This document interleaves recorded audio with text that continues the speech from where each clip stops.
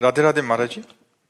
महाराज जी, मैंने अपने पति धर्म की मर्यादा भंग कर अपने पति को धोखा दिया और अपने पति और सास ससुर को बहुत दुख दिया। अब सब ठीक है, मैं अपने घर में बहुत अच्छे से हूँ, मेरे पति भी मुझसे बहुत प्यार करते हैं, पर जब भी मेरे को अपना अतीत याद आता है तो मुझे इस बात का बहुत पछतावा होता है और हृदय में जलन होती है। महाराज जी, मैं इस अपराध का पश्चाताप करना चाहता हूँ। हाँ, बस यही जो जलन हुई, और आज से कभी नहीं गलत आचरण करूंगी और नाम जप करो, यही सुधार देगा।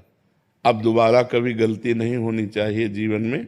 जिस बात को होता है, ये जवानी एक ऐसा तूफान है जिसको कोई बिरला ही पहाड़ की तरह रोक पावे, नहीं तो गलतियां हो ही जाती हैं। आपसे क्या, आप तो कह रहे हैं, हम सब जितने बैठे हैं, अगर ईमानदारी से पूछा जाए तो हम सबसे गलती होती है, नहीं हो जाती। जो नहीं करना चाहिए वो हम कर बैठते हैं, जो नहीं सोचना चाहिए वो हम सोच बैठते हैं।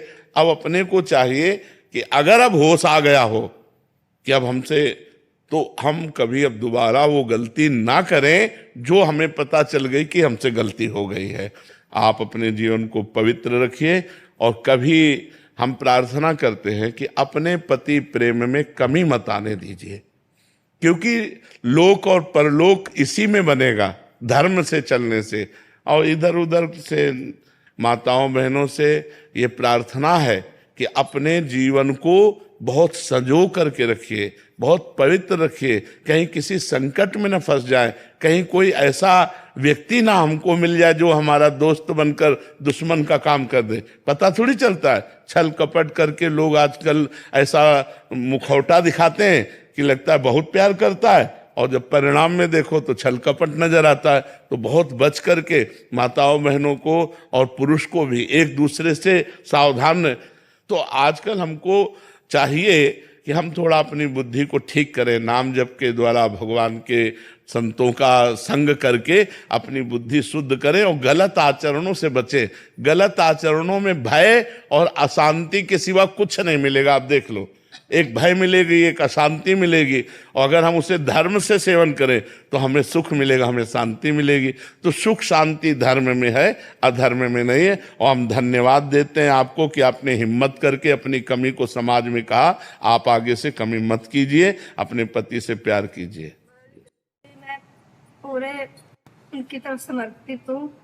अभी खुश भी हूँ मैं अपने घर में, पर मन से बात जा नहीं रही। नाम जप करो, इससे ठीक हो जाएगा। नाम जप करो, ठीक हो जाएगा। वो एक गलती है, जीवन में हो जाती है, अगर इसे आप ज्यादा बनाए रखेंगे तो डिप्रेशन में पहुंचा देगी। नाम जप में भी मन नहीं लगता है। नहीं, नाम जप कर। दवा में कड़वी भी हो तो हमें खाना चाहिए, तो ऐसे ही मन लगे ना लगे हमें नाम जप करना चाहिए। भाव को भाव अनखालसहु नाम जपत मंगल दिसदसहु, नाम जप करो। राधे राधे महाराज जी। महाराज जी, मैं अत्यंत दुखी और परेशान हूँ। बार बार आने वाले बुरे विचार, ईर्ष्या, गुस्से और कुछ ही मिनटों में आध्यात्मिक विचलता आ जाती है। मैं अच्छा इंसान बनना चाहती हूँ, पर मन ये बार बार गिरा देता है। नाम जप करने का देखो, ये प्रयास ना समझा जाए कि हमारी बुराई कही जाती है। लक्षणों से पता चलता है कि हमारे द्वारा पाप कर्म हुए हैं। पाप कर्म के कारण ही हमारी बुद्धि में अशांति, कामनाएं, निगेटिव विचार, विक्षेप ये आते हैं। हम शास्त्रीय बात कह रहे हैं। तो यदि हम अपने पाप कर्मों का प्रायश्चित कर लें और पाप कर्म नए ना हो, रोक लें, तो अभी हमें आनंद आ जाए, अभी हमारी बात बन जाए। अब पूर्व के पाप कर्म जो हैं वो हमको सताते हैं, वो हमें कष्ट देंगे। अब कष्ट कैसे देंगे? निगेटिव विचार करके। नकारात्मक सोच ही सबसे बड़ा कष्ट है। नहीं, अगर शरीर में पीड़ा है और सोच सकारात्मक है तो बड़ी मस्ती रहती है, और शरीर स्वस्थ है और सोच नकारात्मक है तो डिस्टर्ब रहता है आदमी। वही तो फिर डिप्रेशन में पहुंच जाता है आगे चलकर।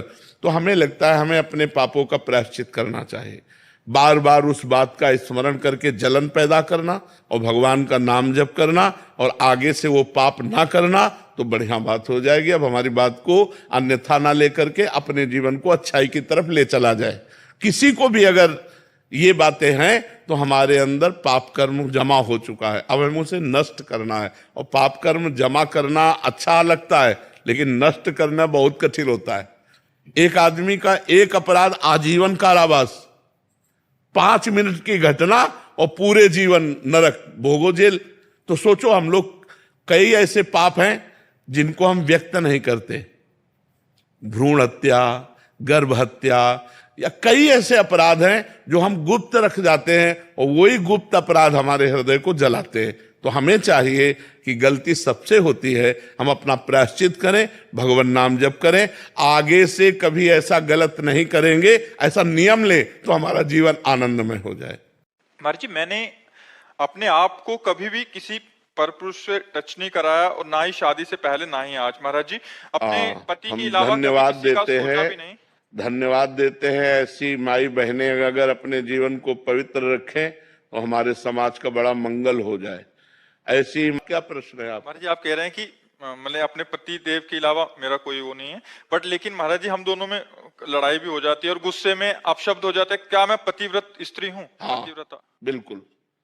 हम भगवान के भक्त हैं और हमें कोई परेशानी पड़ी और हम उसको निपटा नहीं पाते तो हम नाराज भी होते हैं भगवान से। छोटा बच्चा जब गिर पड़ा और मां दौड़ के उठाने गई तो उसने बाग के थप्पड़ जमाया कि अब उठाने आयो, जब हम गिर रहे थे तब कहां थी? जब हम गिर रहे थे तब छोटा बच्चा नहीं गिर जाता, और माँ थी तो माँ से ही लड़ता है माँ को, क्योंकि वो जानता है माँ के सिवा मेरा कोई नहीं है। अब मैं गिर गया तब उठाने आई हो, तो गिरने के पहले उठा लेते। ऐसे हम लोग भगवान से भी लड़ जाते हैं।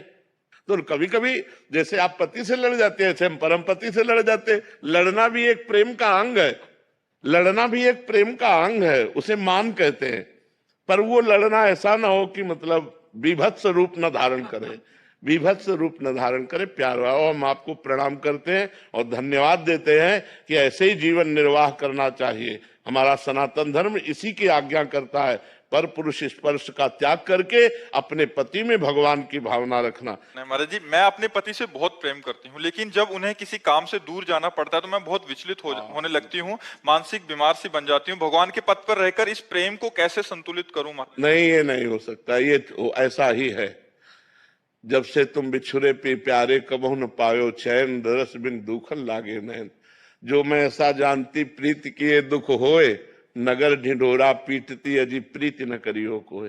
प्रेम में अपने प्यारे को सदैव अपने समीप पाना, समीप रखना, यही पसंद है। थोड़ी भी दूरी बर्दाश्त नहीं। पर जब अपना प्रीतम, अपना प्यारा दूर जाता है तो उसी के चिंतन में, उसी के वियोग में समय काटना, ये प्रेमियों का स्वभाव है। माताओं बहनों से जो पुत्र होते हैं वो राष्ट्र भक्त और भगवत भक्त होते हैं। जो बेविचार प्रवृत्ति से युक्त हैं वो ऐसे संतानों को उत्पन्न नहीं कर सकती, उनमें क्षमता नहीं है।